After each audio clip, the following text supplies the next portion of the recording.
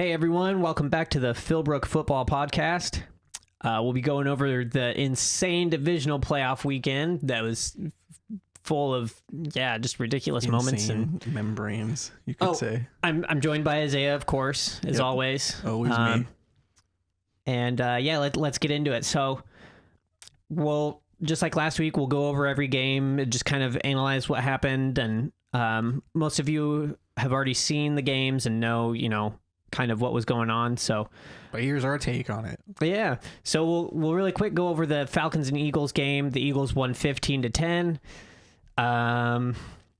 This game was exciting for a 15-10 game, but there was a lot of drama. I mean, there was a lot of insane stuff happening. I remember on the last drive of the game, it was 2 4th downs that the Falcons had to get, and they called this beautiful play on 4th down, and it was 4th down and 8 or something, and Julio just they ended up kind of changing it enough to where Julio was matched up on a safety. He was matched up on Malcolm Jenkins, and he just went right by him and caught this little lob thing over the middle, and got the 4th down. And I remember watching it okay, they got it. And then they get down to 4th and goal, and Steve Sarkisian doing his thing. Steve Sarkisian with his predictable sprint out to the right play. Assuming people watched it, they put out their fullback, split out left. Their deaf fullback. Their deaf fullback by himself to the left. That was the only guy out to the left. Then they had Mohamed Sanu and Julio Jones on the right. So no duh, it's going to be something to the right. So the Eagles read it perfectly and read it to the right. And Matt Ryan was like, gee, where do I go? I'm going to sneak it back to Derek Coleman. Oh, just kidding.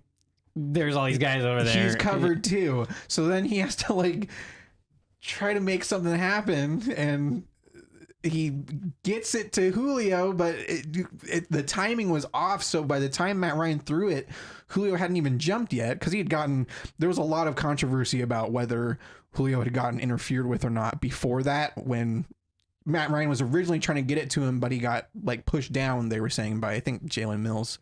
But I mean, no matter what, the timing was off on that last throw, and Julio tried to catch it. It went right through his hands, and he was going to land out of bounds anyways. So yeah, Falcons ended up losing. Yep. Nick Foles pretty much played exactly how he needed to. Yep. He played efficiently. I think he only missed 7 passes all game. He started off really rough, but really turned it on. Just efficient, solid chunk completions. No touchdowns, but he also didn't have any turnovers, and that's really all you can ask for from your backup. Move the ball down the field, and they relied on their running game to get the job done, and especially their defense. I mean, their defense showed up big time. Showed up. Not a whole lot to say about that game. I mean, Sark called a great game against who was it the week before, the Rams. The Rams. Yeah, he called a great game that game. But I mean, yeah, that's what you get when you have Sark. He must have celebrated with a little too much champagne or something. Yeah, who knows? Anyway, so we'll move on to the next boring game, the Titan and the Patriot game. It was exciting in the first quarter. Yeah, it was great. First quarter was great. Corey Davis catching his first NFL touchdown in ridiculous fashion. Yeah, that was good stuff. Good for him. Hopefully him and Mariota can get a good rapport next year. Yeah. Especially with news that Mike Mularkey was fired. So we won't have to see any more exotic smash mouth offense. Yeah. Hopefully. That news alone, just to be clear, they had mutually decided to part ways. It wasn't just the Titans you're fired. It was more of a mutual thing than most firings. That's what they say. Yeah. I don't know how much. I'm sure they didn't go up to him right after, getting them a win in the playoffs and said, "You're fired. You suck." They probably talked it out and both kind of came to an agreement with it, but they want to go in a different direction. I don't really think they had a contingency plan, though. I think they were kind of hoping to maybe pursue Josh McDaniels, who ended up becoming the head coach of the Indianapolis Colts, or will be.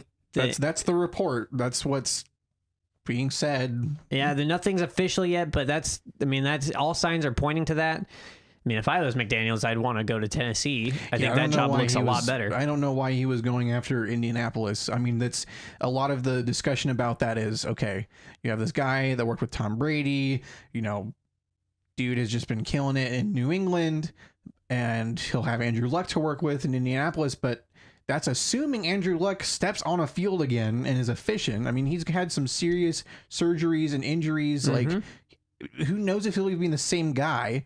And then what else do you have on the Colts roster? I mean, that's we were talking about this the other day. Yeah, they have abysmal. A wide receiver. Yep.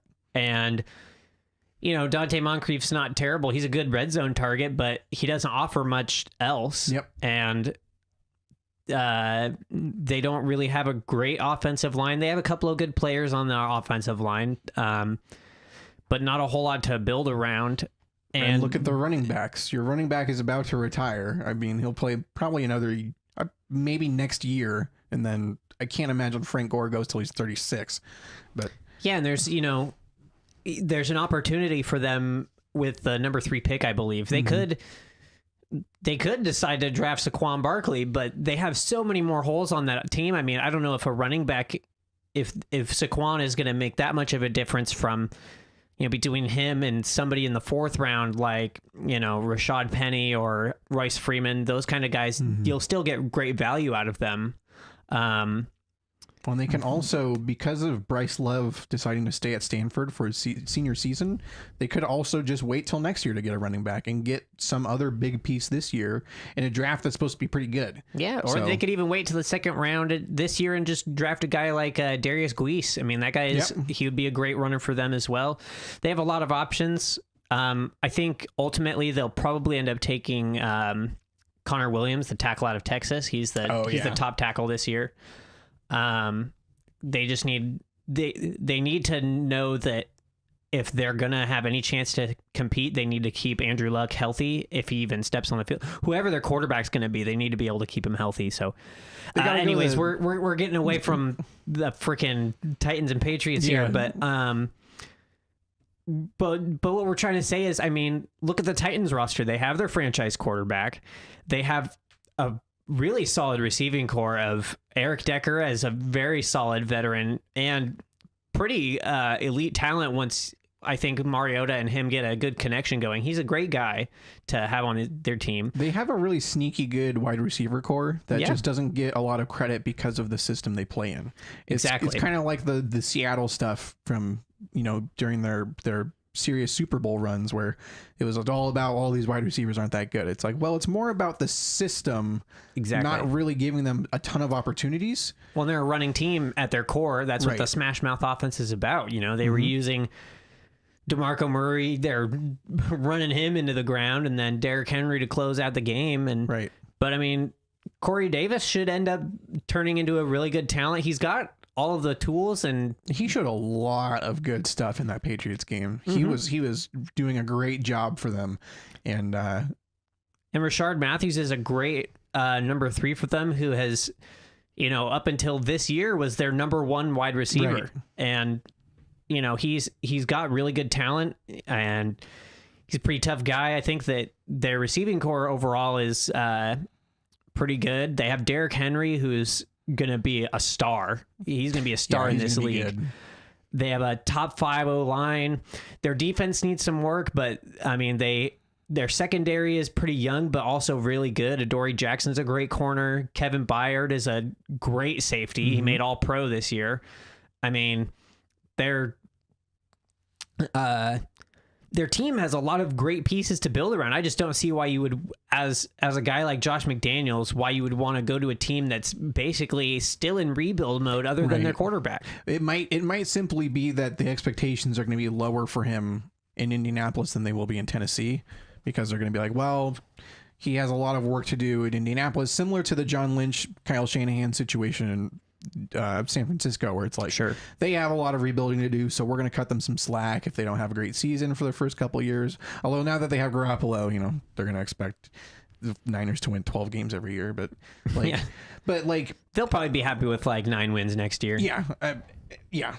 And so in this situation for McDaniels, he might just not want the pressure, you know? Yeah. And I get that because, you know, when he went into Denver, he had pretty high expectations to get that team into the playoffs. And obviously that didn't work out for them. But still, I would think that, you know, even with the low expectations the Colts would have for him, I mean, as a coach, you would want to go to a place that's going to set you up to succeed. Yeah. I mean, look at a team like, I don't know. I don't know, man. I'm thinking like, if you're a coach, you want to prove what you got. You don't want to have to go through, you know, a massive rebuild and hope that you're still around in a couple years with a bad roster. Right. I don't know. But the Patriots won that game 35-14. Patriots are, you know, breezing through the playoffs as they usually do. Yeah. So If anyone's wondering why we didn't keep talking about the game itself, it's because it kind of ended after the first quarter. I mean, the Patriots got out to a big lead.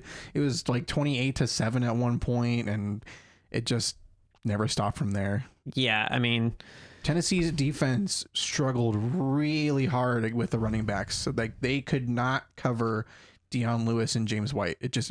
They couldn't do it. And there was like an entire drive where it was just like Dion Lewis up the middle for 9 yards, and then it was Dion Lewis. He got like he went outside and just caught a little pass for like 5 yards and took it 24 or whatever. It was just like this whole drive of Dion Lewis or whatever. So it was funny. I was listening to the game while I was at work, and at one point someone said, you know, the Tennessee Titans have had a hard time covering running backs all game, and I'm watching the drive, and they're literally just check down to James White over and over again, and check down to Dion Lewis and Rex Burkhead in the slot, and like they're just like. And then Gronk's 1-on-1 with Byard, and they're like, "All right, cool, Byard." However you say it, I'd say Byard, but Kevin Byard. But like he's 1-on-1 with the guy, and it's like. Good luck. Nobody can cover that guy. Like, they were putting Cyprian on him for a little while, and he was getting torched. So they were like, "Okay, oh yeah, it was Romo calling the game," and he was like, "I would expect them to bring Byard down and put him on Gronk." And then the next play they did, like, "Okay, Cyprian, you are really terrible in coverage." Can I just say, okay, Tony Romo is like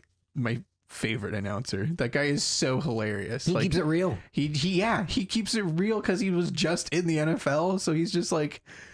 He'll just be like, "Oh yeah, I know those guys." Like it's kind of like watching the coach's room for college football games. I don't know if you've ever watched the coach's room. It's actually really awesome. They bring in guys like Dana Holgerson and, you know, some other coaches that come in, and they kind of do the same thing. They'll go over like the X's and O's, and they talk about different strategies in game that the coaches are doing, and they'll like praise the coaches. It's actually really cool for people who are into the X's and O's of the game. You should check it out. It's called like the coach's room or the coach's booth or something like that. It's really cool. But Patriots are on to the AFC Championship game. Those were the Saturday games, and then on Sunday we had the Jags and Steelers play. The Jags won 45-42. The Saturday games kind of sucked, but the Sunday games made up for it. Sunday games were insane. They were definitely crazy. Yeah. So the Jags won 45-42. Steelers tried real hard to make a comeback and get back in this one, and eventually, I believe they took the lead at one point. Or did they? I don't remember if they ever took the lead in that game. But either way, they might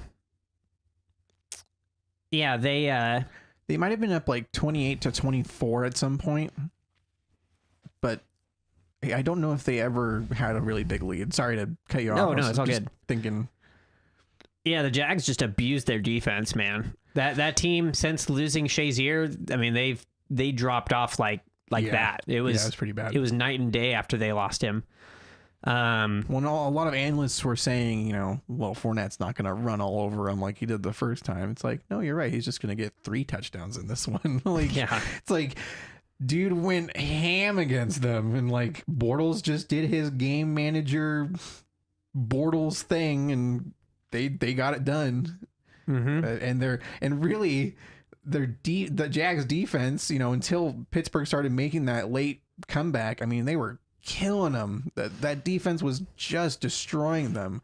And then there was a couple of really crazy completions to Antonio Brown on like fourth downs, and there was there was one busted coverage at the beginning of the game, kind of, or towards the beginning. It was like a 30-yard touchdown to Martavis Bryant on fourth down. And that was really the only mistake that they really made. I mean, that lob to Antonio Brown at the end of the game was just ridiculous. I mean, Bouye's all over him. Yeah. Couldn't have covered him any better than he was. And yet Antonio Brown still finds a way to catch that ball and bring it in and get down. And yeah, that guy's crazy. Yeah, I couldn't believe it when I watched that play happen. I was like, oh, Ben, what are you doing, man? And then all of a sudden I see Antonio Brown just yoink it out of the sky. And I'm like, oh my God. That's why he does it. Yeah. That's why Big Ben tosses it up for him, because even though Antonio Brown's a little on the shorter side, he just finds a way to grab it. He's ridiculous, man. He's crazy. But yeah, I mean, lots of people weren't really expecting the Jags to win this game. In fact, a lot of people, thought the Steelers may have gotten distracted by thinking about Pittsburgh too early. And I'm sure I think Patriots, that's what happened. Too early? What did I say? Pittsburgh was thinking about Pittsburgh too early? They were thinking about themselves too early. Probably true too. Thinking about the Pittsburgh Pirates. Yeah. Yeah, they oh man. My phone, I'm like getting service all of a sudden, it's blowing up. Oh yeah, there you go. Anyways. Popular Cameron. Yeah, the Steelers, I think, were looking ahead to New England. You think? Which is, yeah, Mike Mitchell said, yeah, so anyways, we have a game this weekend, but really we're just looking at the Patriots. And I was like, yeah, we're gonna beat the Patriots in the championship. And the Jaguars like, we're still here though. Like, yeah, hello. Yeah. What am I, chopped liver? Like, yeah, we're here in the playoffs. Don't just overlook us. Like, yeah, Jags are legit. Yeah, their defense is. Their offense is. They beat up on a pretty bad defense. To say the least. Yeah. Yeah, but like. Well, it's crazy. They scored 45 against the Steelers and then only 10 points against the Bills. Like, how is that possible? Well, because the Bills play a very conservative, efficient style of offense, and they have a defense that is not a slouch defense, whereas Pittsburgh plays a guns a-blazing, chucking it everywhere. Don't run your guy that's averaging 5 yards a carry. That'd be stupid. But chuck it everywhere, all over the best pass defense in the league. And oh, by the way, here's this like fumble return for a touchdown. Oh, here's this interception. Oh, weird how that happens. Pittsburgh. Yeah, I'm happy for the Jags, man. They deserve this. They've been through mediocrity for the last 10 years. Yep. And well, not even mediocrity, more just like straight garbage. Yeah, like straight trash for a while now. Yeah, so it's cool to see a different team in the AFC Championship, because I mean, let's be real, who would watch another Patriots and Steelers? I mean, I wouldn't personally. I mean, I'd probably watch it, but it's not as like enticing as a lot of other matchups would be. Like now, Jaguars and Patriots is a much more exciting matchup, because it's like, oh, dude, what if the Jaguars go to the Super Bowl? Like, what if it happens? Yeah, it's a legitimate question that you have to ask yourself now. So, in a year where it's like 3 backup caliber quarterbacks are in the championship round, like, there's going to be some weird quarterback in the playoffs in the Super Bowl. So, so then the game everybody's been talking about, the dude. Saints and the Vikings, most like iconic game in a long time for us, football fans. Yeah, this was a insane game. I mean, in a divisional round too. Yeah, Vikings ended up winning this one 29-24, thanks to a miracle play by Stephon Diggs, catching a 61-yard touchdown pass, thrown by no other than Case Keenum. Dude, Case Keenum. That guy is insane. Okay, Dude, he's earned himself like $100 million next year. He's earned himself at least a franchise tag, like, because that'll give him a solid like 15 mil in the year, something around there. And I think it's higher than that. I think franchise tag is like at 20 mil right now. Probably at this point, yeah. Because it's the average of like the top 5 quarterback salaries, and all of the top 5 quarterbacks are making like 20 mil next year. So at least in salary wise. Either way, that guy's gonna get paid somewhere. He gonna get paid. I hope the Vikings keep him around, considering he's essentially a hero for them now. I mean, yeah, that guy. No matter what happens now, like being in the championship game after that iconic play, like that dude is gonna go down in like Minnesota history. As like one of the greatest Minnesota quarterbacks of all time. Like, oh yeah, it's just gonna be like that guy. And was Diggs beasting is gonna be right up there with like Randy Moss and Chris Carter, man. Well, we'll see. As far as like memories go, maybe we'll see about the talent, because those are 2 insane wide receivers. I think Diggs has the talent, maybe not to be like a Hall of Fame player, but I think he could be like a top 5 receiver in the league if he was. He could end up on a talk show with Nick Wright. I mean, yeah. Any Hoosers. So yeah, that game was crazy. I mean, at one point the Vikings were leading 17-3, I think, and 17-0 for a while. I'm pretty sure. Maybe the Saints were bringing it back. I mean, Drew Brees had one of the best second half quarterback performances of the season, let alone maybe the last few years. Yep. And man, I thought my prediction was going to be right, because Drew Brees has started just torching the number 1 defense in the league. Yeah. And okay, but what did I say about Drew Brees? What did I say about him last week? Because I was talking about how if Drew Brees has that kind of every now and then Drew Brees game where, he throws a couple picks early and starts to fall behind kind of game, then they're going to lose. And sure enough, even after a like insane comeback, his first half was that Drew Brees kind of throw a couple picks game, and they lost. Like they wouldn't have if it wasn't for a miracle play, which he had nothing to do with. But yes, I mean, he put his team in a position to lose that way. And I'm not like knocking on Brees. Like there's not a lot of quarterbacks that can do the kind of thing that he did in that game against a defense of that caliber. Like to come back and bring his team back was, like I said, man, was pretty remarkable. Basically willing that team to victory, and he like remembered, the last few seasons I threw for 5,000 yards because they had to put this team on my back. We had like 5 wins, so they went 7-9 like 3 years in a row. Yeah, it was ridiculous, insane. Wasted his prime. It's ridiculous. No, but anyways, so that'll lead us into the matchups for next week. The Jags and Patriots in the AFC Championship, and the Vikings and Eagles in the NFC Championship.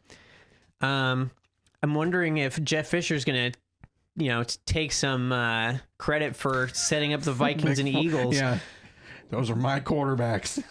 I think I set up the Eagles and Vikings pretty well before I left. Yeah, no kidding.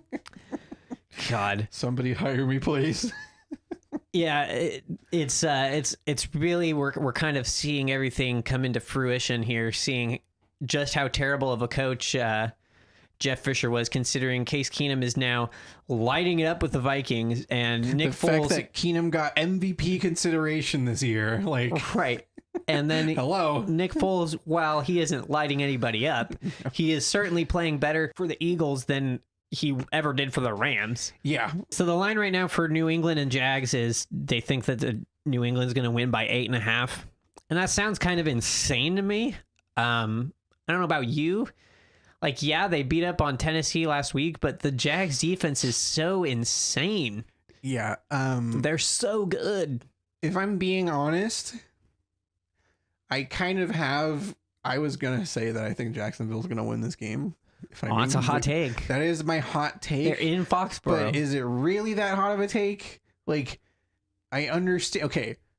Well, they do have Tom Coughlin, so like, okay, maybe he comes down to the sideline and spooks the Patriots. Like, it could happen. But seriously, I think that the time of just completely underestimating this Jaguars team, that needs to stop. It's the AFC Championship. Belichick won't. You know, all we're going to hear this week, we're going to hear this week is constant praise, and he's going to talk about how great their long snapper is, and you know the efficiency of their punting unit and whatever other obscure crap. And you know what? Belichick won't underestimate them, but that doesn't mean the same thing for that team, because the Patriots have underestimated people before, and it bit them pretty hard. So Ravens just a few years ago. Yeah. So Ravens multiple times. So I really believe the Jaguars can win this game. I mean, think for a moment about how this team matches up against the Patriots offense. Okay. You have wide receivers in Brandon Cooks and Danny Amendola. And behind that, there's not a whole lot else at wide receiver that the Jaguars really have to be that worried about. So Britt, though. Yeah. So I'm thinking about, okay, can Jalen Ramsey keep up with Brandon Cooks? Yes. Can AJ Bouye keep up with Danny Amendola? Yes. Can they switch and still keep up with the other wide receivers? Yes. So then I look at, okay, well, Gronk's always that X factor. Like, is he going to just tear it up, destroy them? The Jaguars have speed with their linebackers. Their linebackers are fast and they're physical, and their safeties are fast and physical. Well, yeah, look at Miles Jack last week with his interception. That was a great athletic play. Miles Jack is a great linebacker for them that I believe they'll try to use to cover him. Telvin Smith even is a great speedster in the linebacker unit. I hope that they don't try to use their safeties, because Barry Church is a good safety in zone, I believe, but he's not a great cover corner or a great cover guy. I'd be curious to see how well Tashawn Gibson lines up against them, assuming that he's healthy for this game. I think he's supposed to be fine for it. I think you're right. I think he's supposed to be okay. But like, I'd see Tashawn Gibson maybe switching off with some of these linebackers depending on formation as far as covering Gronk goes. So I really am not... I'm sure Gronk's going to have his Gronk-esque game of like 5 for 95 and a TD. Like that's what he does, like pretty consistently. But if that's all he does and they lock down everyone else, then it's all about looking at the backfield. And the way that you keep running backs in check is having guys that can play one-on-one with the receivers on the outside. So that way you can blitz linebackers and just meet them in the backfield and meet them where they are instead of having to go into zone and give them all this space. So then I'm looking at, okay, if they can lock down those receivers and Gronk doesn't become this insane factor in the game, they can lock in on these check down running backs by just playing press, playing up on the guys and forcing them to get tough completions. So really, the only thing that this truly comes down to is whether or not Blake Bortles can do his thing and actually win the game, because they are going to shut down Fournette. Just like they shut down Derrick Henry, they're going to shut down Leonard Fournette, because that's what the Patriots do.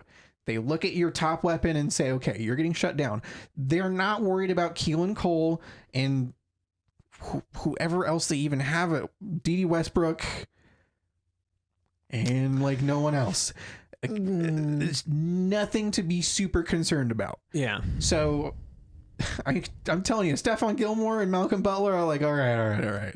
This is more about stopping Fournette than it is about stopping these wide receivers. Not to super knock on these. I mean, Keelan Cole has really stepped up for them this year. Definitely. Like, not to knock on him, but like, I mean, you're not Allen Robinson. You're not Allen Hurns. Like, you're not. I'd love to see this game with Allen Robinson and Allen Hurns. That'd be awesome. Back and having Keelan Cole as your number 3 wide receiver. I mean, well, Marquise Lee would have that spot. So, I mean, he outplayed Marquise Lee this year.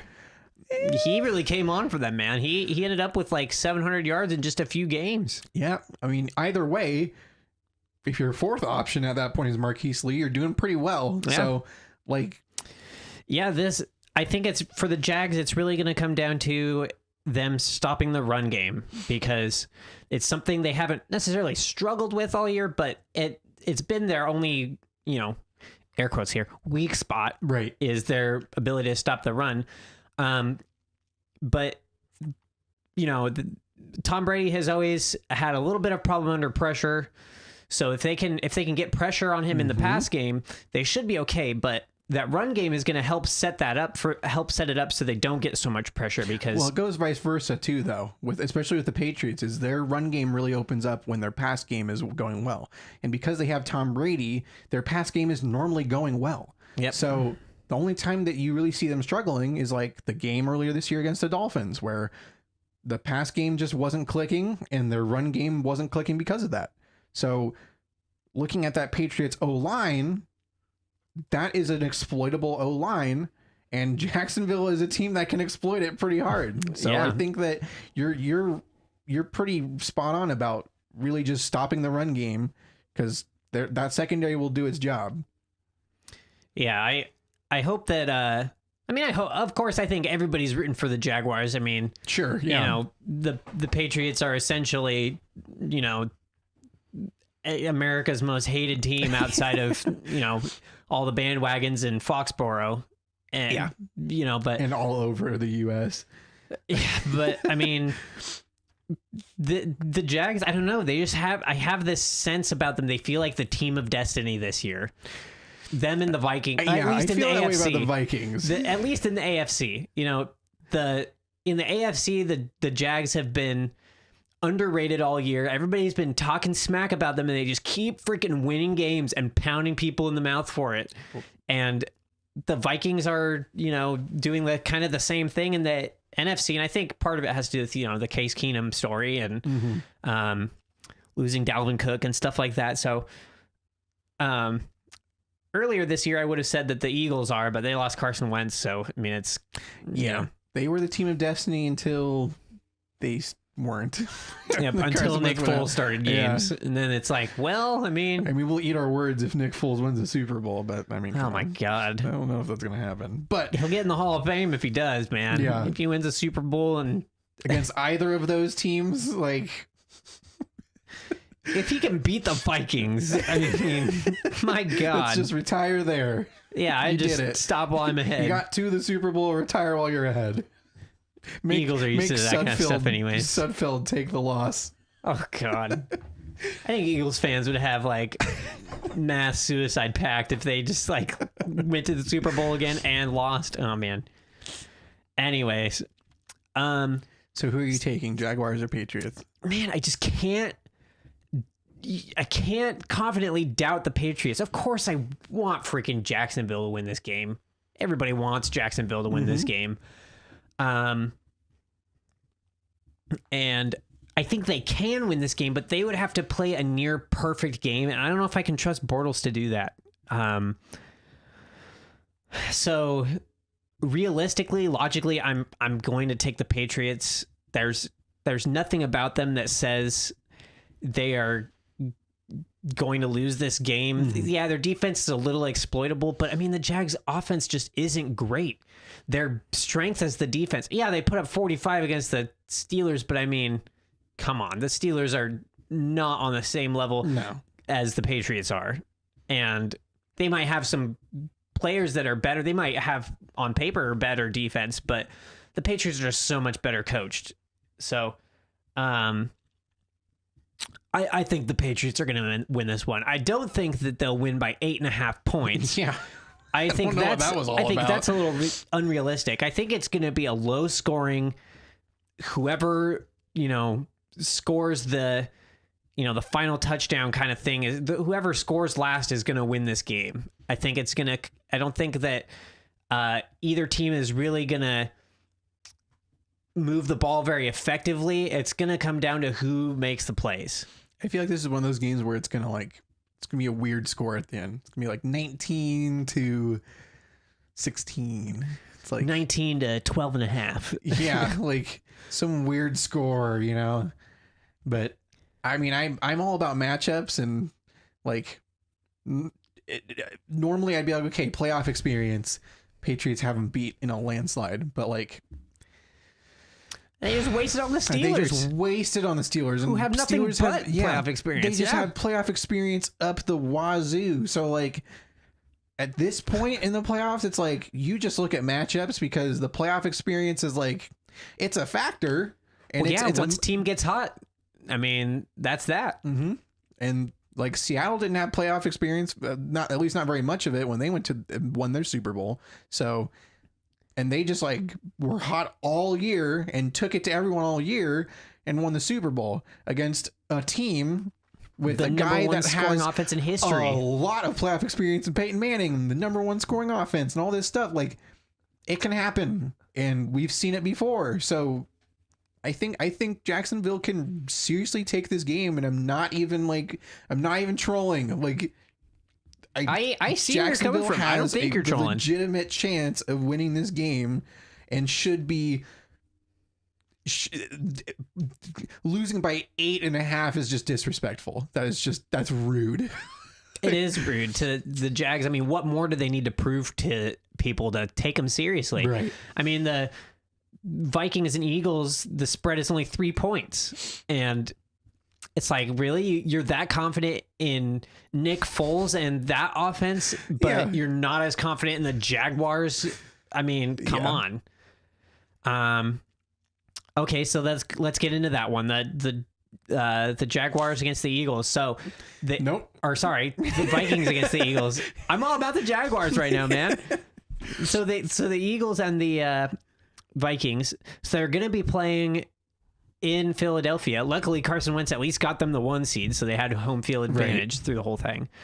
I don't think the Vikings are going to mind because they, live in cold weather all the time, and it's going to be cold in Philly. But yeah, it shouldn't really be a problem for them, saying that like 2 years ago they just played a game in like negative temperatures against Seattle. So yeah, the footballs are like literally hard as rock. Yeah.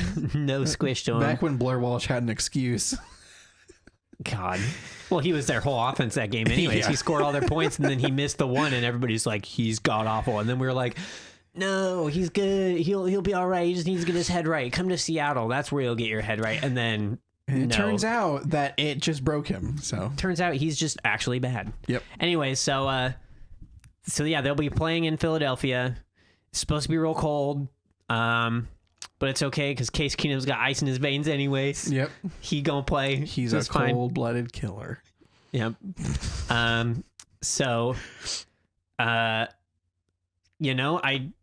don't know how much we need to really talk about this one. For me personally, I think the Vikings are gonna be just fine in this game. I do too. I think it's worth talking about the intensity that the Eagles play with every game. I mean, that the coaching staff does a really good job preparing them because they came out with a fire against the Falcons. And I think having that home field advantage really helped Nick Foles kind of settle into that game. And Definitely. He was like, okay, I'm at home. I can do this. Like, just make some good reads.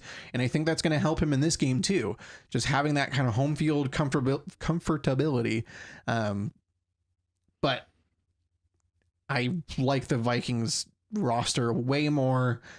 Their defense is insane, and not to discredit the Eagles defense, but the Eagles defense is great too. Okay, they don't have an all-pro corner. Okay, they don't have an all-pro safety. Like, Jenkins is really good. Yes. Okay, he's and McLeod is good too. They have great safeties. I think both of them would be an instant upgrade for almost any team in the league. For most teams, sure. But like, their corners are definitely lackluster, and they've made up for that all year with their great pass rush and their great safeties. So, yeah, we'll give credit where credit is due. The Eagles are here. They made their way to the NFC Championship game, so you have to take them seriously. I just don't. If Drew Brees and the Saints offense with Mark Ingram and Michael Thomas and Alvin Kamara, if that team couldn't put up more than 24 points on the Vikings, and their defense ain't slouching either. I mean, Cam Jordan's great. Marshawn Lattimore is great.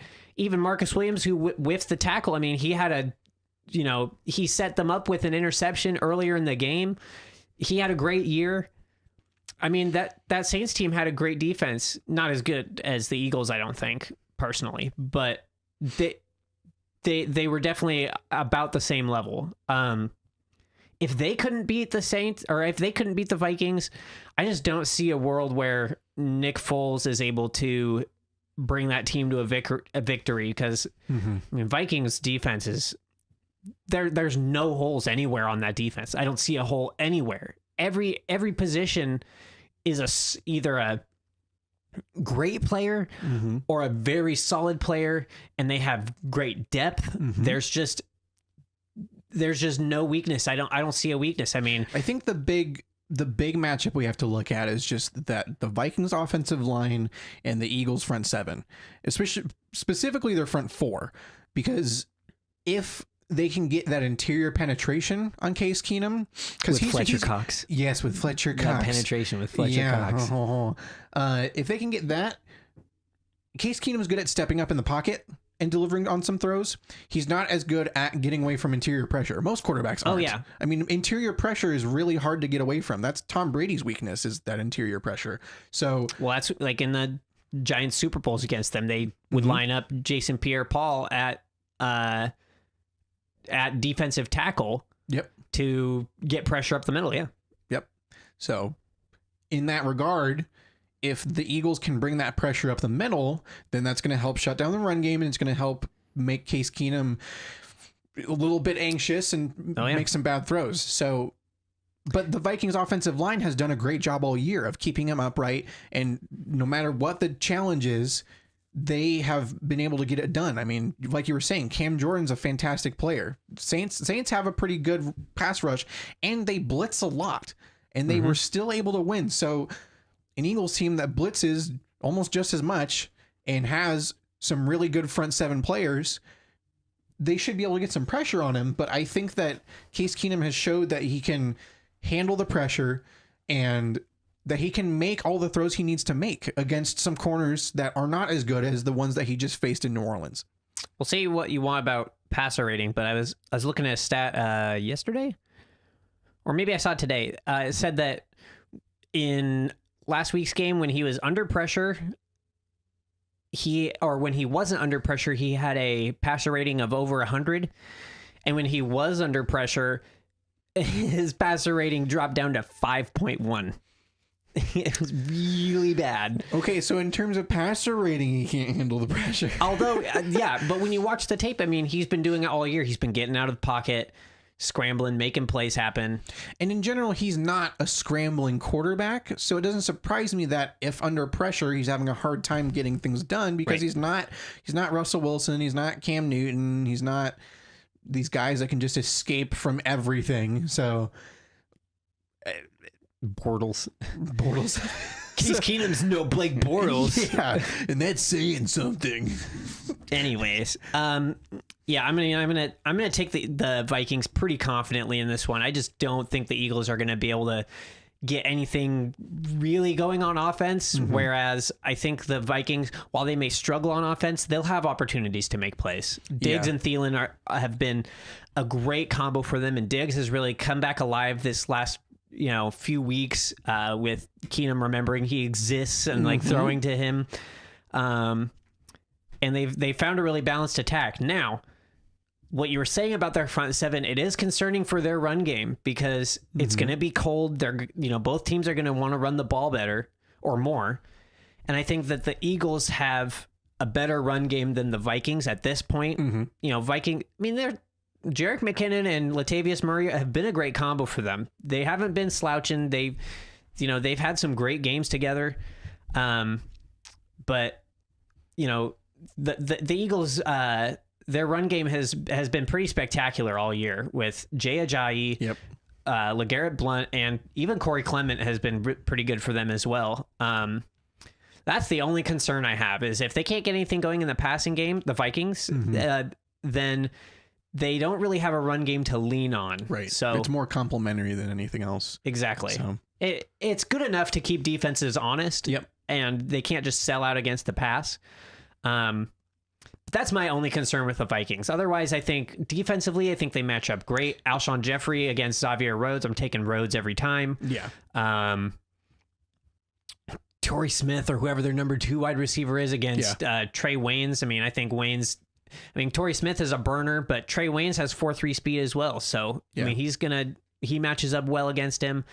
Zach Ertz against probably Harrison Smith, I would assume, or I can almost guarantee it's going to be against Harrison Smith. Even that guy's going to be locked on him. Yeah, I think that they match up really well against all the Eagles' weapons. I think that they're gonna win this game, and I don't think the Eagles are gonna score more than the 15 they scored against the Falcons. I would be surprised if they score more than 10 points. Yeah, if the Eagles are going to win this game, it's going to be like a 13-7 game. It's going to have to be just shutting down the Vikings almost entirely, getting some field goals because they're not going to score a lot. You're right. So the only way I can see the Eagles winning is if they get their run game going and they keep the Vikings offense off the field, keep them from getting into a rhythm. Mm-hmm. If they can just keep churning out run plays, keep getting first downs, and wear out the Vikings defense, I could see it. I could see them winning this game. But I just don't think it's realistic. I don't think it's going to happen because the front seven for the Vikings is just too the scenarios ridiculous. That we're giving the Eagles are the kind of, if everything works out perfectly for them scenarios, whereas the ones for the Vikings are like, this is just a better team right now. This is just a team that has more talent across the board right now. Now, when they're both fully healthy, that's a different story. Okay. Carson Wentz with that Eagles team is a bit of a different story than Nick Foles. Absolutely. With them. Same goes for, even when that first game of the year with Sam Bradford, it looked like that Vikings offense was going to go nuts this year. So say what you will about them all being healthy, but right now, you cannot tell me that the Eagles offense is more potent than the Vikings right now. It's just, Definitely. It's not how it is. And so that's why I believe that the Vikings should be fine. They should win this game. It's going to be tough, but they should be fine. I'm excited for both of these matchups. I think that it's good to have some different teams in the playoffs this year. And, it's great because, well, it's not great, but as a Seattle fan, I'm kind of glad that they're not in the playoffs this year. So I don't have any vested interest in any of in certain teams losing or looking for a good matchup. I can just enjoy the games. Certainly a different experience for us. Yeah, it's good to just, instead of thinking like, well, the Seahawks are out of the playoffs now, I don't really care. Yeah. Or I'm not going to really pay all that much attention. I'm butthurt, whatever. Yeah. I can now just look at all the teams and analyze their games, and it's good. It's good to have that moment for a while. So yeah, that kind of wraps it up. We made this one a little shorter. Obviously, there's only 4 games to talk about. And there's some coaching changes, but nothing really that extreme. And nothing for sure yet. Yeah, there's a lot of just kind of speculation between a lot of these coordinators and coaches being hired. So we want to kind of wait to talk about that when there isn't as much important playoff stuff going on. So the only thing I know for sure is that Ken Norton Jr. was hired as the defensive coordinator. It was already, they already said that, they already came out and said that he's been hired. They're still not sure. There hasn't been an official report yet on Schottenheimer being hired as the Seahawks offensive coordinator. Mm-hmm. It sounds like that's what's going to happen. It sounds like it's for sure. The social media, the Seahawks Facebook page posted that he was hired along with Mike Soroli for the offensive line. So right. Yeah, it's still, the Seahawks page did that as well, but it's still not for sure. They Pete Carroll and John Schneider, they kind of keep this stuff tight-lipped. So until I see an official statement from them welcoming him in, and I see the press conference, I'm going to take everything I see with a grain of salt. So next week we'll get to go over the AFC and NFC champions and give our predictions on the Super Bowl. And it's crazy that it's already the end of the season. It's already crazy. It's flown by pretty quick. You want to hear my analysis about matchups? Boy, howdy, should you turn in next week, because that's going to be a lot of matchups I'm talking about. Oh, so. Yeah. We'll definitely be doing some good research on that, and hopefully give you guys some really good quality content. Like always. Anyways, thanks for listening to the Philbrook Football Podcast, and we'll see you guys next week on the Philbrook Football Podcast. Every time Philbrook Football Podcast. Where are the rest of the podcasts? Where are the podcasts? Where are the podcasts going? ¿Dónde estás los podcasts? All right, now you're just grasping at straws, dude. You're grasping at straws. Later.